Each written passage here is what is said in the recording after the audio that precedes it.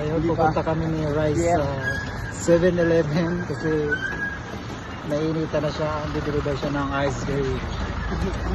Yung vlog natin sa Masbate, di mo sa akin sinunod. Eh, nandun sa ano? Baka deleted na yun. Hindi pa. Nandun. Nag-grants. Siyempre, ang BFF ko when it comes to fieldwork, Kuya Randy, ang paborito kong cameraman. Lagi ko siyang kasama kasi lagi niya akong sinasamahan sa mga lugar na gusto ko. Kasi mga kasama ko KJ.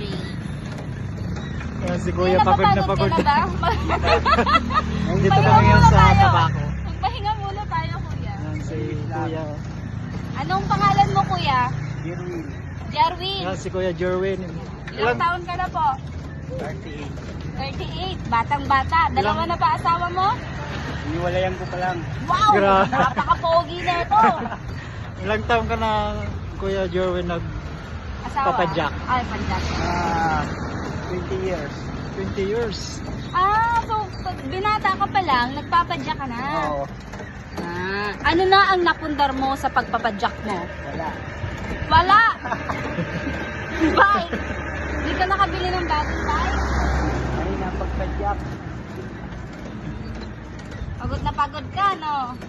Kasalanan ba namin sumakay ka sa'yo kaya ka napagod? Lakas ng